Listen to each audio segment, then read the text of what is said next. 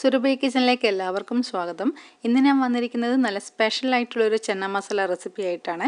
കണ്ടു നോക്കാം. ഇവിടെ ഇതാ ഒരു ബൗളിലേക്ക് ഞാൻ വെള്ളക്കടലയാണ് എടുക്കുന്നത്. അപ്പോൾ ഈ കടല നമുക്ക് നന്നായിട്ടൊന്ന് കഴുകണം. അപ്പോൾ വെള്ളം ഒഴിച്ച് 2-3 തവണ കഴുകിയെടുക്കാം. ഇവിടെ ഇതാ കടല കഴുകി എടുത്തിട്ടുണ്ട്. ഇനി ഇതിലേക്ക് വെള്ളം ഒഴിച്ചൊന്ന് സോക്ക് ചെയ്യാൻ വെക്കണം. അപ്പോൾ ഇതിലേക്ക് ആവശ്യത്തിന് വെള്ളം ഒഴിച്ചെടുക്കാം. എന്നിട്ട് ഒരു 5 to 6 hours വരെ നമുക്ക് ഈ കടല സോക്ക് ചെയ്യാൻ വെക്കാം. ഇവിടെ ഇപ്പോൾ വെള്ളം ഒഴിച്ചതിന് ശേഷം ഞാൻ ഇതൊന്ന് അടച്ചങ്ങോട്ട് മാറ്റി വെക്കുകയാണ് ചെയ്യുന്നത്. ഇതിപ്പോൾ ഞാൻ തലേന്ന് രാത്രി വെള്ളത്തിലിട്ടതിന് ശേഷം ഇനി നാളെ രാവിലത്തെ ബ്രേക്ക്ഫാസ്റ്റിനുള്ള കറിയാണ് തയ്യാറാക്കുന്നത്. അപ്പോൾ ഇത് പിറ്റേ ദിവസം ആയപ്പോൾ രാവിലെ ഇത് കടല നന്നായിട്ട് സോക്ക് ചെയ്ത് കിട്ടിയിട്ടുണ്ട്. ഇനി നമുക്കിതിലെ വെള്ളമൊന്ന് ഊറ്റിക്കളഞ്ഞതിന് ശേഷം ആ കടല ഒരു കുക്കറിലേക്ക് ഒന്ന് ഇട്ട് കൊടുക്കാം.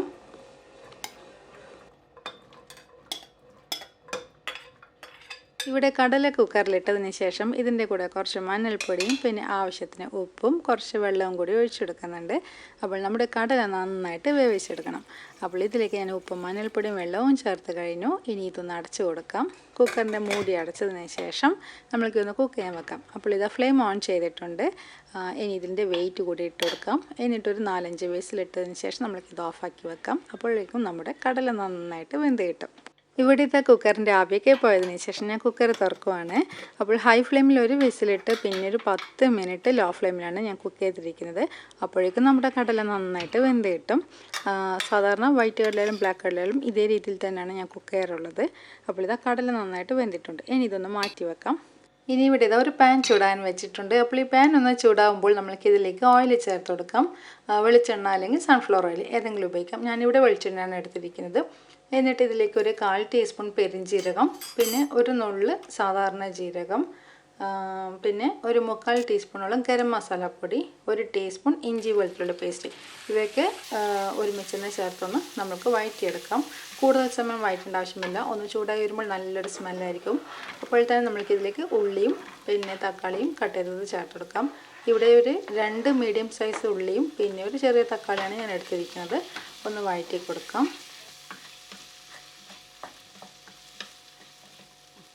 ഇനി ഇതിലേക്ക് കുറച്ച് കറിവേപ്പിലയും മല്ലിയിലയും കൂടി ഒന്ന് ആഡ് ചെയ്ത് വഴറ്റി കൊടുക്കാം. ഇവിടെ ഉള്ളിയും തക്കാളിയും ഞാൻ കൂടുതൽ അടിയുന്നത് വരെ വഴറ്റുന്നില്ല. കുറച്ച് അതിൻ്റെ ഒരു പച്ചച്ചുവയൊക്കെ ഒന്ന് മാറുന്നത് വരെ നമുക്ക് വഴറ്റിയെടുത്താൽ മതി. അപ്പോൾ ഇതിലേക്ക് കുറച്ച് മസാലപ്പൊടിയൊക്കെ നമുക്ക് ആഡ് ചെയ്ത് കൊടുക്കാം. അപ്പോൾ ഇവിടെ ആദ്യം ചേർക്കുന്നത് 1 ടേബിൾ സ്പൂൺ മുളക് പൊടിയാണ്. പിന്നെ നമുക്ക് ആവശ്യത്തിന് ഉപ്പ് ചേർത്ത് കൊടുക്കാം. പിന്നെ 1 ടീസ്പൂൺ മല്ലിപ്പൊടി, വറുക്കാത്ത മല്ലിപ്പൊടിയാണ്. പിന്നെ 1 ടീസ്പൂൺ കുരുമുളക് പൊടി.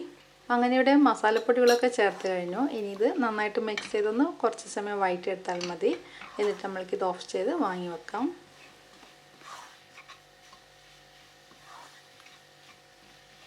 ഇവിടെ തയ്യാറായിക്കൊണ്ടിരിക്കുന്നത് നമ്മുടെ കറിയുടെ മസാലയാണ്. അപ്പോൾ ഏകദേശം റെഡി ആയി കഴിഞ്ഞു. ഇനി ഇത് ഓഫ് ചെയ്ത് വാങ്ങി വെക്കാം.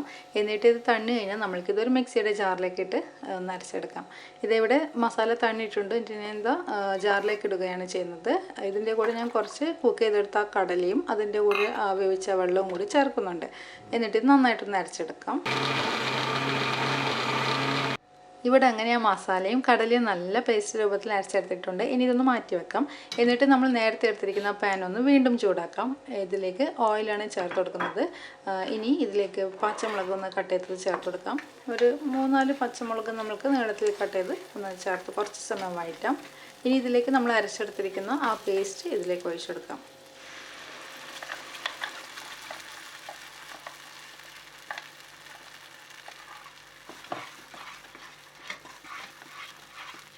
ഇപ്പോൾ നമ്മുടെ മസാല നല്ല തിക്കാണ്. അതുകൊണ്ട് കുറച്ച് വെള്ളം ആഡ് ചെയ്യാം. ഇവിടെ ഞാൻ വെള്ളം ആ അരച്ചെടുത്തിരിക്കുന്ന ജാറിലേക്ക് ഒഴിച്ചൊന്ന് മിക്സ് ചെയ്ത് ചേർക്കുകയാണ് ചെയ്തത്. ഇനി ഇതിലേക്ക് നമ്മൾ വേവിച്ചെടുത്തിരിക്കുന്ന കടല ഒന്ന് ചേർത്ത് കൊടുക്കാം. ആ കടലയിൽ വേവിച്ച വെള്ളമുണ്ടെങ്കിൽ അതുകൂടി ഒഴിച്ചു കൊടുക്കാം. എന്നിട്ട് നന്നായിട്ടൊന്ന് മിക്സ് ചെയ്യാം. പിന്നെ ഇതിന് മുമ്പേ ഒരു ചന്ന മസാലയുടെ വീഡിയോ പോസ്റ്റ് ചെയ്തിട്ടുണ്ടായിരുന്നു. അത് ഇതുവരെ നിങ്ങൾ കണ്ടു നോക്കിയിട്ടില്ലെങ്കിൽ ഒന്ന് കണ്ടു നോക്കിക്കോളൂ. അതിൻ്റെ ലിങ്ക് ഞാൻ ഡിസ്ക്രിപ്ഷൻ ബോക്സിൽ കൊടുത്തിട്ടുണ്ട്. ഇവിടെ ഈ കടലയും മസാലയൊക്കെ നന്നായിട്ട് മിക്സ് ചെയ്ത് കുറച്ച് സമയം തിളച്ച് കഴിഞ്ഞാൽ നമ്മൾക്കിതിലേക്ക് കുറച്ച് ക്രീം ചേർത്ത് കൊടുക്കാം. ഞാനിവിടെ എടുത്തിരിക്കുന്നത് ഫ്രഷ് ക്രീമാണ്. അപ്പോൾ നിങ്ങൾക്ക് ഈ ഫ്രഷ് ക്രീമിന് പകരം തേങ്ങാപ്പാൽ ഉപയോഗിക്കാം, അല്ലെങ്കിൽ കാഷ്യൂ പേസ്റ്റ് അല്ലെങ്കിൽ ബദാം പേസ്റ്റ് എന്തെങ്കിലും ഒക്കെ ചേർത്ത് നന്നായിട്ടൊന്ന് മിക്സ് ചെയ്തെടുക്കും. മിക്സ് ചെയ്ത് കഴിഞ്ഞാൽ പിന്നെ നമുക്ക് കറി ഇവിടെ ഏകദേശം റെഡി ആയി കഴിഞ്ഞു. പിന്നെ ഇതിലേക്ക് കുറച്ച് കറിവേപ്പിലയും മല്ലിയിലൊക്കെ ചേർത്ത് ഇത് നന്നായിട്ട് മിക്സ് ചെയ്ത് കറി ഇവിടെ ഓഫ് ചെയ്യാം. അപ്പോൾ ഈ കറി നിങ്ങളൊന്ന് ട്രൈ ചെയ്യണം. നല്ല ടേസ്റ്റി കറിയാണ്. ഈ കറി നമുക്ക് ചപ്പാത്തി, കുബൂസ്, ഭട്ടൂര എന്നിവയുടെ കൂടെയൊക്കെ കഴിക്കാൻ നല്ലൊരു ബെസ്റ്റ് കറിയാണ്.